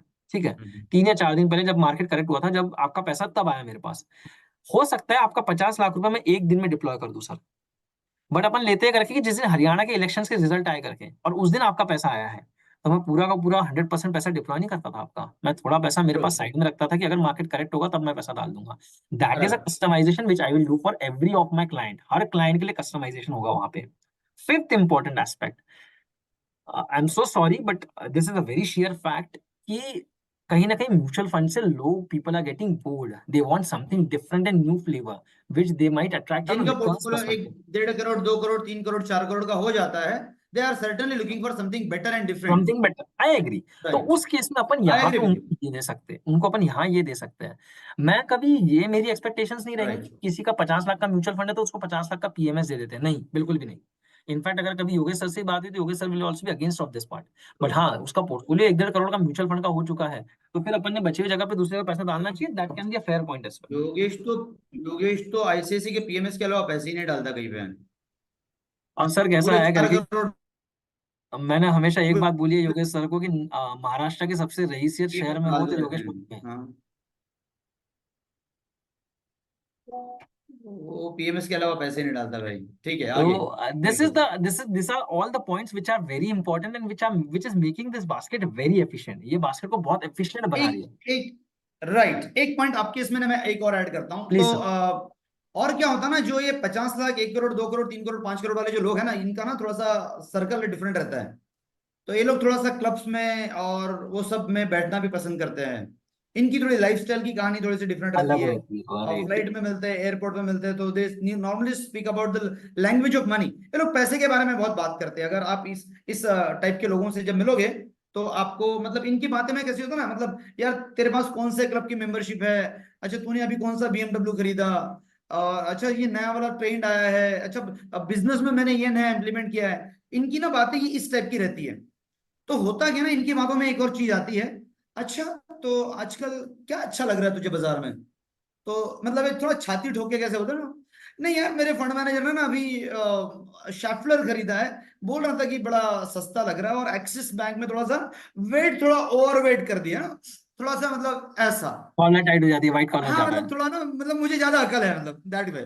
तो देखिए मतलब ये इस टाइप के जितने लोग होते हैं ना, they wanted to make themselves present in the marketplace or in friendship or in clubs or in pubs or in a social circle little different than the crowd। तो उनके भी काम का ना ये प्रोडक्ट बहुत है कि, क्योंकि क्या होता है जब स्टॉक Fair बाय point. होता है या स्टॉक सेल होता है, उसको एसएमएस और कॉल दोनों जाता है। हाँ हाँ हाँ. कॉल नहीं जाता है सर तो अपने यहाँ से, बट SMS जाता है अपने यहाँ से. अच्छा, तो somehow वो थोड़ा मतलब ये कॉलर वाली टाइट जो होता है. कहानी है, ये हाँ उनसे हाँ. जो भी थोड़ी देर पहले अर्पित भाई ने बताई ना, इससे वो थोड़ी सी कनेक्टेड है। तो अगर आप ऐसे किसी बंदे को जानते हो जो थोड़ा हमेशा ऐसे वाले फीलिंग का है, आपके लिए सबसे राइट पर्सन है उसको ये प्रोडक्ट को पिच करना। अर्पित भाई सही है। बिल्कुल बिल्कुल, fair point sir, fair now point. I am coming to the very very important point कि इसको पिच कैसे करना है। अर्पित भाई I would request you, please throw some light that how to pitch, ये प्रोडक्ट को पिच कैसे करना है, प्लीज कम ऑन। सबसे इंपॉर्टेंट एस्पेक्ट ये हो जाता है करके कि अपने को we should not be of that part कि ये क्लाइंट को मैं पिच नहीं करता हूँ बिकॉज इसके पास पैसे नहीं होंगे करके. कई बार ऐसा होता ट्रू, है, अपना थॉट प्रोसेस, अपना बैरियर आ जाता है. True, but this is fairly important कि हर क्लाइंट के पास कहीं ना कहीं कुछ ना कुछ पैसा बड़ा मिल सकता है. दिस इज बहुत इंपॉर्टेंट है. सेकंड इंपॉर्टेंट एस्पेक्ट क्या हो जाता है कि जब आप बताते हो कि मेरे पास PMS भी है और वो ट्रू, उसमें मिनिमम टिकट साइज 50 लाख की है, भले ही सामने वाला शायद 10,000 की SIP कर रहा होगा, बट वो आपकी तरफ देखता अलग नजरिए से है कि यार ये बड़ा काम भी करता है, perfect, 50 lakh minimum ticket size का. परफेक्ट, ये एक इंपॉर्टेंट एस्पेक्ट है. अब इसको पिच कैसे करना है करके, अपना जहां अपने को पता है करके कि म्यूचुअल फंड के पोर्टफोलियो उसका काफी अच्छा बन चुका है, and at the same point of time we know कि ये कहीं ना कहीं शेयर मार्केट में अच्छी ट्रेडिंग करता भी है. बिकॉज जब हम बात करते रहते हैं क्लाइंट से तो अपने को समझ में आता है कि कहीं ना कहीं शेयर मार्केट में ट्रेडिंग भी कर रहा है अच्छा है, इन्वेस्टमेंट अच्छा करता है. उन क्लाइंट को सबसे ज्यादा अपने पास लो लाइंग फ्रूट है ये, कि अपन इनको बोल सकते हैं सर कि आप क्यों मैनेज करते हो, आपके बिहाफ पे मैं फंड मैनेजर को मैनेज करने लगाता हूँ, आप मेरे को ये PMS का पैसा दे दो करके, PMS डलवा दो करके. This is one of the important aspect. Second thing, we can showcase them कि यहाँ पे एक रिटर्न जनरेशन की एबिलिटी बेटर है comparing with mutual fund. It's not that कि it will always try to beat mutual fund, but yes ये कोशिश हमेशा करेगा कि म्यूचुअल फंड से बेटर रिटर्न जनरेट करने की कोशिश करे in a time frame of at least 3 to 5 years of time frame. ये अपने को उनको कम्युनिकेट और क्लियरली इम्बाइब करना पड़ेगा. थर्ड थिंग, अपने को ये बताना राइट, पड़ेगा कि mutual fund is for everyone, alright, PMS is only for you. Customization कर रहा हूं मैं करके आपके ट्रू, पोर्टफोलियो का. अगर मैं tailor same, made, sorry, tailor made, tailor made, exactly. In fact अगर मैं इसको अगर थोड़ा सा और डीप डाइव करूं, मान लीजिए सर आपका अगर पैसा 1 तारीख को आता है, मैं पैसा 30 तारीख को डालता हूँ, एक ही सेम स्ट्रैटेजी मान लेते हैं, ए स्ट्रैटेजी में डाल रहे हैं, आपका पैसा अलग बने, आपका पैसा अलग अलग स्टॉक्स में जा सकता है, मेरा पैसा अलग स्टॉक्स में जा सकता है, बहुत पॉसिबिलिटी है. तो इसलिए आपका कस्टमाइजेशन भी हो रहा है दोनों केसेस में. ये भी एक इंपॉर्टेंट एस्पेक्ट आप उनको समझा सकते हैं. And this is the flavour कि अगर आप मार्केट में लेके जाओ तो मार्केट में डिमांड है इसकी, पुश नहीं करना पड़ेगा, पुल हो जाएगा ये ऑटोमेटिक प्रोडक्ट आपके लिए, और आपके लिए थोड़ा ईजी चल जाएगा करके. एक और वैल्यू मैं व्हाट अर्पित भाई ने जो कहा उसमें और एक वैल्यू एडिशन करता हूं। तो ये प्रोडक्ट में थोड़ा निश है। तो जब आपको कोई पूछता है कि आप क्या करते हैं, तो यू कैन से मैं म्यूचुअल फंड करता हूं, मैं स्टॉक्स करता हूं, मैं तो PMS भी करता हूं। तो जैसे आप नाम लेते हो ना, PMS करता हूं, उसके कान खड़े हो जाते हैं। वैसे मैं AIF भी करता हूं, उसके कान खड़े हो जाते हैं। जब आप बोलते मैं इंश्योरेंस भी करता हूं, उसके कान थोड़े कम खड़े होते हैं। लेकिन जब ये दो प्रोडक्ट का नाम आप लेते हो तो बोलते हैं अच्छा ये क्या है। जब आप बोलते हो मैं हम्म स्ट्रक्चर्ड प्रोडक्ट भी करता हूँ, अच्छा स्ट्रक्चर्ड प्रोडक्ट भी करते हो, क्या बात है, जबरदस्त है यार। सर मतलब इस बंदे के पास शैलेश कैन यू गुप्ता साहब, तपस भाई एक मिनट, तपस भाई एक sir minute. Can you briefly said मैंने वो PMS regarding PMS because portfolio management, what is the PMS? Can you briefly make me understand what is the PMS actually? अर्पित भाई ये क्वेश्चन आपके लिए, लेकिन मैं इसको कंप्लीट, तपस भाई मैं इसको कंप्लीट कर लेता हूँ और फिर वापस अर्पित भाई की तरफ आते हैं। तो ये ना आपको आपकी प्रेजेंटेशन, आपकी आइडेंटिटी, आपकी पर्सनैलिटी, आपकी इमेज को कनेक्ट करता है कि आप सिर्फ इंश्योरेंस, एफडीज या मतलब म्यूचुअल फंड इस जनरल प्रोडक्ट नहीं करते हैं, हम उसके ऊपर के नेक्स्ट लेवल के प्रोडक्ट भी करते हैं। तो यू नेवर नो कि कौन सा क्लाइंट आपको किसके साथ कनेक्ट कर दे, रेफरेंस दे दे। आई एम श्योर मैं सब तक पहुंच पाया हूं क्या? मुझे थोड़ा सा बताएंगे क्या आप चैट बॉक्स में डाल के कि मैं सब तक बराबर पहुंच पा रहा हूं? Can you just please type yes in chat box please. मैं जो समझना चाहता हूं कि अच्छा सचिन भाई तक तो पहुंचा हूं, रोहन भाई तक पहुंचा हूं, मैं शायद बाकी लोगों तक नहीं पहुंचा हूं। इमरान भाई, भावस्कर साहब, शैलेश भाई, आदर्श भाई तक पहुंचा हूं, ठीक है। जयंत साहब तुमसे पर्यंत पहुंच लो, thank you very much. Rohit भाई पर्यंत पहुंच लो, ऑल राइट। मौसम भाई, आदित्य सर, तपस भाई, yes everyone, okay, all right. So this product will going to make you little age than the crowd, little age। और उसके लिए, हाँ अरुण भाई थैंक यू वेरी मच, तो उसके लिए ना थोड़ा पढ़ना भी पड़ेगा। थोड़ा पढ़ोगे तो नॉलेज बाय डिफॉल्ट बढ़ जाएगा, स्टॉक की क्लैरिटी आएगी। तो जो लोग वो पीएमएस और एआईएफ के हैं, उनसे नीचे वाले कॉल तो आपके चवन्नी अठन्नी के साथ क्लोज हो जाएंगे। तो आप देखिए इससे फायदा कितना है कि छोटे वाले कॉल तो ऐसे वैसे क्लोज हो गए, बड़े वाले कॉल हम है ना। यस अर्पित भाई, तपस भाई का क्वेश्चन आपके लिए है। Thank you so much sir. So briefly बताना है, पीएमएस मतलब portfolio management services as good as buying shares only. हम लोग शेयर्स बाय करने वाले हैं ऑन बिहाफ ऑफ कस्टमर्स। मेरा फंड मैनेजर खुद बाय करेगा shares on behalf of customers and he will try to deploy in whichever stocks and segments which he likes, and as and when required वो वापस से change कर सकता है strategy जैसा भी उसको कन्वीनियंट रहता है। It is completely customize portfolio, सबके लिए सेम पोर्टफोलियो नहीं रहेगा, कस्टमाइज पोर्टफोलियो रहेगा। रिटर्न जनरेशन के लिए कोशिश करेगा कि बेटर तरीके से रिटर्न जनरेट हो करके, that is whole and sole purpose behind it, बाकी और कुछ नहीं। Any other question please. Okay, so मान लीजिए कोई कस्टमर मतलब 10 लाख मतलब 10 लाख रुपीज रखेगा, ठीक है। तो उसको ऐसा पोर्टफोलियो ऐसा है कि वो महीने में ऐसा ऐसा परसेंटेज पाएगा वो मतलब पीएमएस में, या मतलब ईयरली मिलेगा या आफ्टर मेच्योरिटी मिलेगा, मतलब जितना सालों के लिए वो रखना चाहते हैं, which आप one? इसको म्यूचुअल फंड जैसे ही समझिए, म्यूचुअल फंड में कैसा होता है करके, पर यहाँ पे सिर्फ मिनिमम टिकट साइज 50 लाख की है, कम से कम 50 लाख डालना होगा। तो आप ऐसा ही इसको ये म्यूचुअल फंड ही समझ लीजिए। जब आपको पैसा विड्रॉ करना है तब आप विड्रॉ कर सकते हो। अपने यहाँ पे 1 साल का एग्जिट लोड पीरियड है, 1 साल के बाद आप कभी विड्रॉ करिए, कोई एग्जिट लोड लगेगा नहीं। और रिटर्न वैसे ही रहेंगे जैसे म्यूचुअल फंड में। मान लेते एग्जाम्पल ले रहा हूँ, म्यूचुअल फंड में 1% का रिटर्न है, तो यहाँ पे थोड़ा ज्यादा रहेगा करके रिटर्न, बाकी और कुछ नहीं, nothing difference on that part. Mutual fund में शेयर्स बाय करते हैं, यहाँ पे अपन शेयर्स भी बाय करते हैं। अच्छा, तो मतलब पीएमएस के लिए मतलब 50 लाख का मतलब portfolio at a time, right? Yes yes sir, yes sir. Okay, thank. Thank you sir. Sir मेरा एक क्वेश्चन था, इसमें पार्शियल विड्रॉल अलाउड है क्या? मैडम अपने केस में कैसा होता है कि मान लीजिए आपकी 50 लाख की वैल्यू ग्रो हो गई है, मान लेते हैं 58 लाख की, एग्जांपल ले रहा हूँ मैं सिर्फ। तो आपको 52 लाख रुपीज मेंटेन करना पड़ता है और आप 5 लाख रुपए मिनिमम विड्रॉ कर सकते हो। 52 लाख मेंटेन करना ही पड़ेगा हमेशा पार्शियल विड्रॉल के लिए। कंप्लीट विड्रॉल आप 1 साल के बाद कभी भी कर सकते हो। 50 लाख के SIP इन PMS, सर ये दीप सर आपके लिए क्वेश्चन है मेरे ख्याल से। कुछ तो ही बोला है चैट बॉक्स में, 50 लाख की SIP करने के लिए कोई रेडी है PMS में? क्या बात है, मोर देन हैप्पी सर। बोलो कहाँ लेने के लिए हूँ मैं, मैं पर्सनली आता हूँ। सचिन भाई 50 लाख की SIP पीएमएस, हाँ बिल्कुल कर लेंगे। आप बोलो कब नहीं आना है, नहीं सर, मतलब। सर उनका उनका शायद वो 50,000 का शायद पूछना चाह रहे थे, तो 50 लाख समझ गया देगा ऐसा कुछ तो सचिन भाई, कोई नहीं कोई नहीं कोई नहीं कोई नहीं। Jyoti ma'am, to answer your question कि में पार्शियल विड्रॉल अलाउड है क्या, 1 साल के बाद भी पार्शियल विड्रॉल भी अलाउड है। मिनिमम 5 लाख विड्रॉ करना पड़ेगा और at any point of time 52 lakh maintain करना पड़ेगा। That is the only thing. Lock in period नहीं होता है इसके अंदर आदर्श सर। सिर्फ एग्जिट लोड पीरियड है 1 साल का, 1 साल तक का एग्जिट लोड रहेगा। अगर आपको 1 साल के पहले भी निकालना है तो आप पैसा निकाल सकते हो, बट यू हैव टू पे एग्जिट लोड।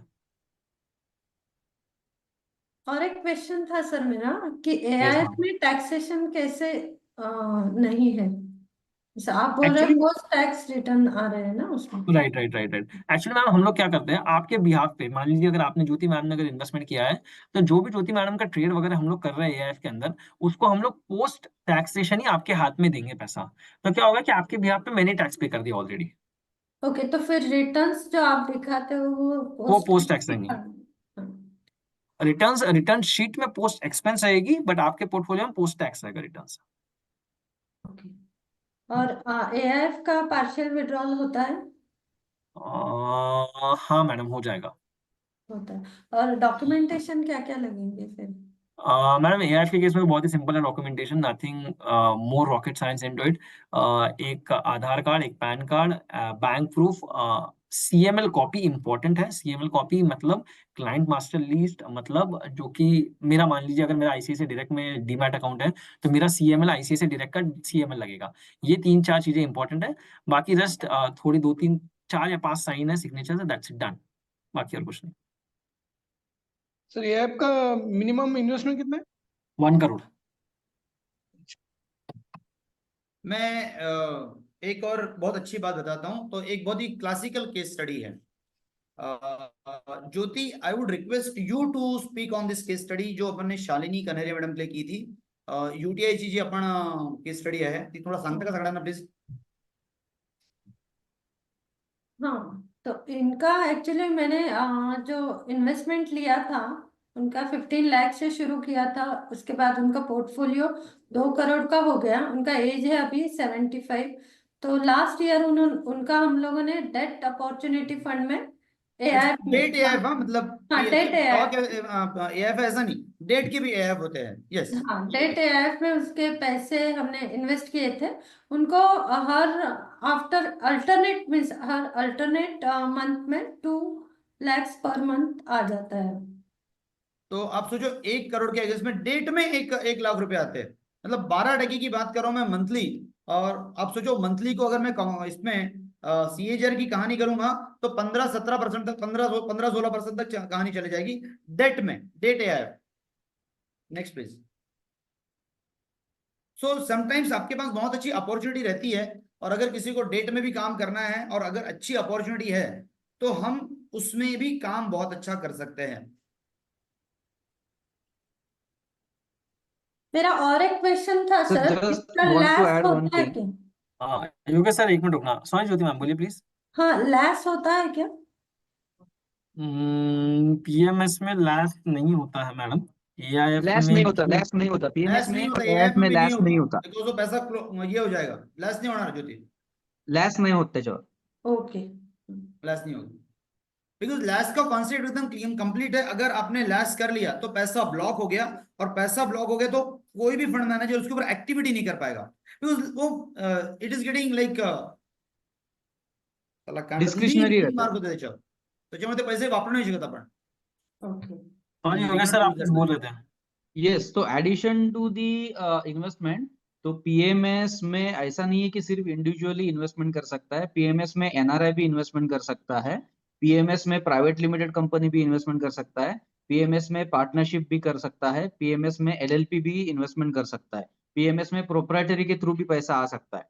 तो there is a vast number of investors are open to take into the PMS. तो ऐसा नहीं है कि पीएमएस में मतलब है कि सिर्फ अपने को इंडिविजुअल इन्वेस्टर को ही मिलना है, या फिर जिसके पास एचयूएफ भी कर सकता है। तो there are um number of baskets are open to take the fruits. Exactly, fair point sir. यार ये सब तो आपने बता दिया, बड़ी अच्छी अच्छी बातें बता दी, पीएमएस की ये बता दिया। यार हमको क्या मिल जाएगा, मतलब मैं क्यों बेचूं, ये तो बताया नहीं आपने। मेरे लिए मोटिवेशन फैक्टर क्या है? मेरे पैसे की तो बात ही नहीं की आपने, मतलब मेरे पार्टनर के पैसे की बात ही नहीं की आपने। ये क्या बात हुई? तपस भाई को कितने पैसे मिलेंगे आपने बताया नहीं। तपस भाई सही बात है कि नहीं? योगेश सर मेरे को लगता है यहाँ से कॉल शैलेश आपको भाई लेना को पड़ेगा नई कार लेनी है, उनको बताया नहीं आपने। बावस्कर सर को बताया नहीं आपने, ये तो गलत बात है सर भाई। वही तो, अभी ना यहाँ पे मैं 2 या 3 चीजें ऐड करना चाहूंगा फॉर ठीक है, द रेवेन्यू पर्पस। हाँ जी। तो फर्स्ट, जैसे कि कोई भी म्यूचुअल फंड आप खरीदते हो तो म्यूचुअल फंड में there are the revenue oriented issues. The higher the AUM of the fund the lower the revenue as per the SEBI mandate. वहां पे स्लैब डिसाइडेड है, वो स्लैब को नो अदर एएमसी, कोई भी एएमसी ब्रीच नहीं कर सकती। ट्रू। तो there are the limitations of the revenue. बराबर। In PMS there is no restrictions from SEBI side. तो वहां पे जो भी फंड मैनेजमेंट चार्जेस ये हो रहे charge going to give to the distributor, तो there is huge this thing, मतलब रेवेन्यू शेयरिंग इज ह्यूज होता है। जैसे कि पकड़ के चलो, if you are charging 2.5% into fund management charges, तो जो शेयरिंग है 1.40 से 1.60 तक रह सकती है शेयरिंग। तो and that sharing is on the trail basis. तो आपका पकड़ के चलो, जैसे अर्पित ने बोला था कि 1 करोड़ का 4 करोड़ बन गया या 50 लाख का 4 करोड़ बन गया, तो अभी जो ट्रेल आ रहा है 1.60 वो PMS में, that is on the 4 crore. and at the time of investment you are given Just the like investment of a only mutual 50 lakh fund. rupees, just Just like a mutual fund. तो that is the first। इसमें दूसरा है retrospective भी कभी कम नहीं होता। Retrospective is what कि certain AMCs now gone the retrospective reduction of the existing AUM। मतलब आपका Yeah. 2 साल पहले 4 साल पहले आपने 1-2 करोड़ किया, वहां पे आपको पकड़ के चलो 60 पैसा मिल रहा था, अभी वो इसमें कहीं AMC ने क्या कर दिया, 30 पैसा 40 पैसा 50 पैसा ऐसा रेवेन्यू कर दिया। तो because of the that DTR effect और because of the regulation effect, तो वो जो रेगुलेशंस है ना, that regulations are minimal here into the PMS। That's why the PMS का रेवेन्यू ट्रिप्लिकेट हो जाता है। मतलब आप पकड़ के चलो 2 करोड़ का PMS बिजनेस कर दिया, तो it will consider as good as 10 crore of mutual fund business. So that is the revenue share. Perfect. So ये फ्यूचर बिजनेस भी है आपके लिए, आप सबके लिए, कि यहाँ पे कहीं भी मतलब रेवेन्यू कम होने की कहानी नहीं होगी, रेवेन्यू बढ़ेगा ही बढ़ेगा।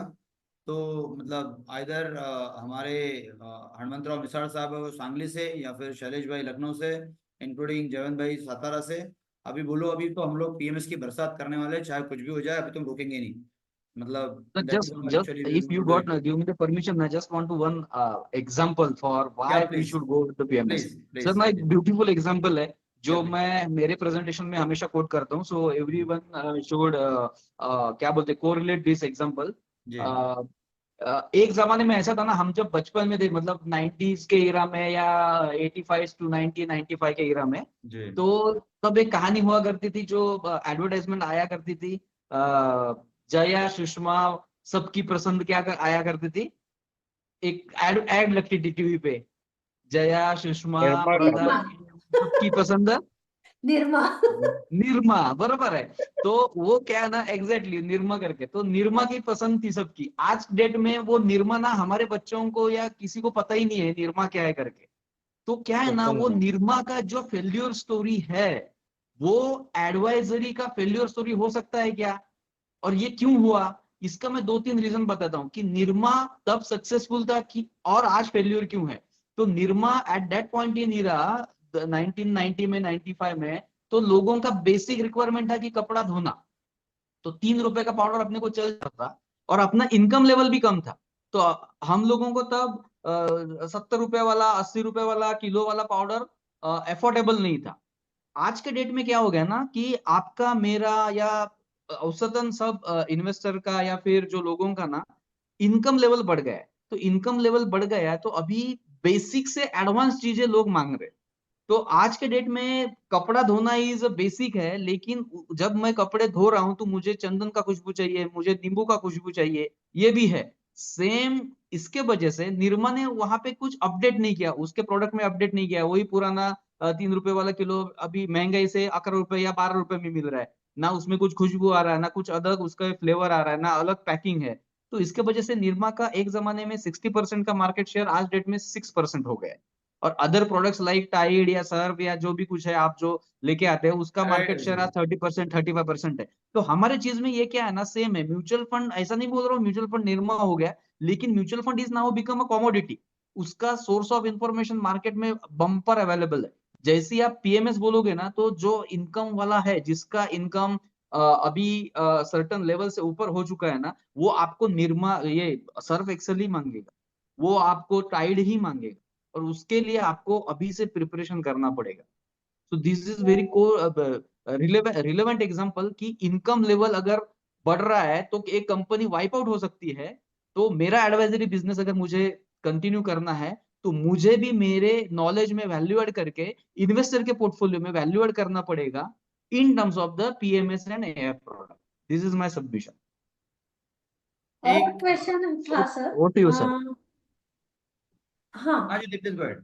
हाँ, यूएस और कनाडा सिटीजन्स की जो है उनके केस में अगर मुझे पीएमएस पिच करना है तो क्या क्या डॉक्यूमेंटेशन लगेंगे? उनके पास अगर डीमैट अकाउंट नहीं है तो। मैडम यूएस एंड कनाडा, उसमें कैसा है ना, US and Canada can not invest into the this thing, और सर्टन और भी 4-5 कंट्रीज है जहां पे पीएमएस और इसमें एएफ में दे कैन नॉट, मतलब उसको बैन कंट्रीज बोलते हैं, तो वो नहीं कर सकते। फिर एनआरआई के लिए क्या क्या डॉक्यूमेंटेशन लगेगा आपको? एनआरआई के लिए documentation addition to the document, मतलब जो लोकल आधार पैन के एडिशन में ये लगता है, अपने को पासपोर्ट लगता है, वीजा लगता है, और फॉरेन एड्रेस प्रूफ लगता है। और सपोज उनके पास अगर आधार कार्ड नहीं है और आधार कार्ड एनआरआई नहीं है, है तो आधार कार्ड नहीं है तो लोकल कुछ भी बैंक प्रूफ का, मतलब बैंक का एड्रेस कैन बी वैलिडेट, मतलब उसमें हो जाता है उसका। वो इंडिया में अभी अवेलेबल नहीं है तो हाँ, हो सकता है क्या ये ट्रांजैक्शन कर डॉक्यूमेंटेशन और फॉर्म के लिए हम ऑनलाइन हो लोग कुरियर, जाएगा? हाँ कुरियर करके हम लोग फॉर्म फिलअप करके वगैरह मंगा सकते हैं, वो हो सकता है। ओके, ठीक है सर, थैंक यू। एक इम्पॉर्टेंट चीज थोड़ी देर पहले जो अभी, and then we will to stop the call probably, ये मैं जस्ट अभी रिसेंट फाइंडिंग है आधे घंटे के पहले की। What are the risk factor in the remind? Sir it is as good as the mutual fund. Risk factor बहुत हेवी रहते नहीं, डाइवर्सिफाइड पोर्टफोलियो होता है, बहुत ज्यादा सोचने समझने की मतलब बहुत ऐसा खास रिस्क, मतलब it is as good as a diversified fund Sami भाई, so there is absolutely no problem with that, right? अभी ना मैं थोड़ी देर पहले जो योगेश भाई ने कहा ना, हमारा पर कैपिटा इनकम बढ़ रहा है, तो I am sure that everybody knows the per capita income बढ़ रहा है। मैं अभी हमारे नए ऑफिस में जाके आया जहाँ पे काम चालू है, and will be surprise to know, वहाँ पे एक चाबी पड़ी थी, किसकी? वेन्यू की। तो मैं बोला यहाँ पे कोई आदमी है तो नहीं आजू बाजू में, वेन्यू की चाबी किसकी है? तो वहाँ पे एक आदमी बैठा हुआ था, मतलब भैया ये चाबी किसकी है? तो बोले मेरी है।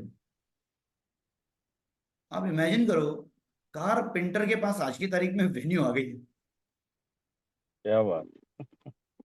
सो ये मेरे लिए शॉकिंग था, एक कार पेंटर के पास अगर वेन्यू आ गई है, तो दिस शोज कि हमारे पास कितने लोगों की कितने पैसे कैसे आ रहे।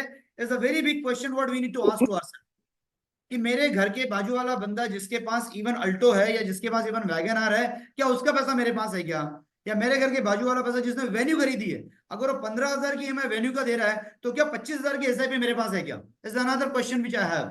एंड सेम थिंग कि मेरे घर के बाजू वाला पैसा जिसने इनोवा हाई क्रॉस खरीदी है, अगर वो उसकी 50,000 की EMI दे रहा है, तो क्या उसकी 2 लाख की SIP मेरे पास है क्या? और उसका एक PMS भी मेरे पास है क्या? सिर्फ पर्सपेक्टिव बहुत तगड़ा है बॉस। मतलब मैं 5 मिनट के लिए तो शॉक में था कि कारपेंटर के पास वेन्यू आ सकती है। अब थोड़ा मैं मतलब हजम नहीं कर पाया उसको, मुझे 5 मिनट लग गए। सीरियसली, सीरियसली, एकदम 3 घंटे पहले की स्टोरी है, 3 घंटे पहले की। India is changing, dynamism is changing, लोगों के तरीके बदल रहे हैं। हम और आपको ये समझना है, सोचना है, देखना है, जांचना है, पड़तालना है और एनालाइज करना है कि क्या वो पैसा जो कारों में जा रहा है, मोबाइल में जा रहा है, कपड़ों में जा रहा है, वो क्या उसके पोर्टफोलियो में जा रहा है कि नहीं जा रहा है। Please analyse this. If we have another questions, I'll be more than happy to Arpit bhai to take it. No more question. Thank you very much. Yes, we can go Deep for a जी, हाँ हाँ शरीफ भाई पूछिए। हाँ मैं ये पूछ रहा था कि जैसे अभी रिसेंटली मैं थोड़ा सा एनालाइज कर रहा हूँ कि म्यूचुअल फंड के बारे में है, पुराना फंड्स जो हैं वो उतना अच्छा परफॉर्म नहीं कर रहा है, लेकिन जो नए फंड्स हैं, नए फंड्स जब मार्केट में आ जाते हैं वो तेजी से परफॉर्म कर रहे हैं। और उसी का ये हो रहा है कि जैसे अभी मैं नाम लेता हूँ, ये मोतीलाल ओसवाल का बिजनेस साइकिल फंड है, तो वो अभी करीब 1 महीना 10 दिन हुआ है लॉन्च हुए। तो वो ज्यादा अच्छा कर रहा है, और पुराने जो फंड्स हैं एग्जिस्टिंग 5 साल पुराने, वो नहीं कर पा रहे उतना। मतलब मैंने अपनी वाइफ का 1.5 लाख रुपए अभी डाला था उसमें, तो 13% का रिटर्न मिला है जस्ट ओपन होने के 2 दिन बाद। और बाकी फंड्स में 6% इस टाइप का है 1 डेढ़ महीने का। तो ऐसा क्या है कि नए फंड को प्रमोट करना चाहिए क्या? पहले तो मैं थोड़ा सा वैल्यू ऐड कर लेता हूँ शैलेश भाई। ऐसा नहीं है, जी। बिजनेस साइकिल कैटेगरी ये 3 साल पुरानी कैटेगरी है, 3 साल से भी थोड़ा सा कम ही टाइम हुआ है। एवरेज रिटर्न आप आईसीआईसी पकड़ो, एचएसबीसी को 1 साल हो गया, उसमें 60% की रिटर्न है। कुछ और भी बिजनेस साइकिल की जो कैटेगरी, आप अगर सिर्फ बिजनेस साइकिल कैटेगरी की बात करें होंगे तो यस, इस कैटेगरी ने बहुत अच्छा किया है। Even Motilal Oswal is also doing good. तो ऐसा नहीं कि पूरी कैटेगरी ने, मतलब पूरी कैटेगरी नहीं है, इट्स बीइंग अराउंड 2-2.5 साल की कैटेगरी है। और सारी फंड्स बहुत अच्छे कर रहे हैं, बारी 3-4 फंड थोड़ा अच्छा नहीं कर रहे, लेकिन ओवरऑल बाकी फंड अच्छा कर रहे हैं। तो सिर्फ एनएफओ करना चाहिए ऐसा नहीं है, बट हाँ एनएफओ का एक फायदा मिलता है कि फंड मैनेजर एक देख के पैसा डिप्लॉय करता है, that is fairly okay, that is fair. Okay, हाँ, that is. Thank you. Thank दूसरा यू। दूसरा सर, जस्ट मैं अभी एक ऐड करना चाहूंगा। रिटर्न आप जो सर ऐप पे देखते हो ना, वो रिटर्न अरिथमेटिक मीन रहता है या अरिथमेटिक वाइज रहता है। मतलब कैसा कि पकड़ के चलो आपका एनएवी 1 साल में 10 रुपए का 12 रुपए हो गया, एग्जाम्पल के लिए। तो आपको 1 साल के बाद मतलब 366 डेज में आपको दिखेगा कि उसका रिटर्न बना है 20%। बराबर है। ओके। अभी वही हम पकड़ के चलो, अगर आज आपने 10 रुपए में खरीदा और 1 महीने में वो 10 रुपए का हो गया, पकड़ के चलो 10 रुपए 10 पैसा। तो जब वो ओके। 10 रुपए 10 पैसा आपको दिखेगा ना, वो दिखेगा आपको 110% के हिसाब से। हम्म। मतलब आपको, क्योंकि क्या होता है ना उसका एनुअलाइज, जब आप एब्सोल्यूट रिटर्न का एनुअलाइज में कन्वर्जन करते हो तो annualise return less than 1 year में बहुत ज्यादा दिखता है। और जब ओके। एब्सोल्यूट सीएजीआर रिटर्न का 1 साल के बाद आप दिखते हो तो उसका रिटर्न क्या होता है ना, कम दिखता है। तो इट इज लाइक अरिथमेटिक। इसमें ऐसा नहीं है कि ये फंड ने ज्यादा रिटर्न दिया, वो फंड ने ज्यादा रिटर्न दिया। पॉसिबली है कि आपका पिछले वाला जो फंड है उसने बहुत अच्छा रिटर्न दिया है, ये 13% की कंपेरिजन से। बट आपका वो फंड 4 साल से आप होल्ड कर रहे हो, इसके वजह से आपको रिटर्न कम दिख रहा है। That is the this thing. हाँ। ओके। तो वो एब्सोल्यूट रिटर्न और एनुअलाइज रिटर्न या फिर सीएजीआर रिटर्न, इसका ना एक थोड़ा यूट्यूब पे वीडियो देख लेना, आपको फर्क पता चल जाएगा पूरा। ऐसा तो नहीं कि जैसे नया फंड जब आता है तो उसके फंड मैनेजर थोड़ा अच्छा परफॉर्म करने की कोशिश करते हैं और थोड़ा फोकस्ड रहते हैं उस पे, अपने ट्रेडिंग पे, फंड मैनेजर्स? ऐसा नहीं है शैलेश भाई। फंड मैनेजर को सारे बच्चे इक्वल रहते हैं, एंड उनको भी प्रेशर रहता है कि अच्छा। सारे के सारे पोर्टफोलियो उनके अच्छे से परफॉर्म करें। हाँ, नए फंड में उनको अपॉर्चुनिटी नई सेगमेंट के साथ, बिकॉज एक थीम के साथ आते हैं जहाँ पे वैल्यू रहती है, तो उस ओके। थीम के साथ आते हो तो रिटर्न जल्दी अच्छे दिख जाते हैं। लेकिन जैसे कि अभी योगेश भाई ने कहा, there are two things, one जो आप सीएजीआर देखते हो, दूसरा जो रियल रिटर्न रहता है। तो रियल रिटर्न सीएजीआर दोनों अलग अलग चीजें हैं, उस पर अपन आराम से कभी शांति से डिस्कशन में ले लेंगे चीजों को, कोई बहुत बड़ा प्रॉब्लम नहीं। Okay, perfect, thank you. Yeah, thank you. Yes, sir. Anything else? All right. I would request Gaurav to give a formal note of thanks then.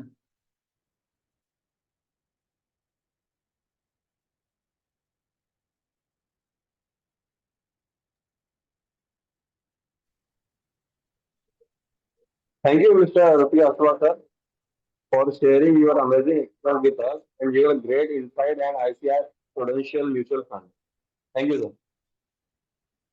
Thank you very much, entire ICICI, for thank you Thank you so thank much you for your time. Thanks a lot. you imperial and team. everyone. Thank you very much.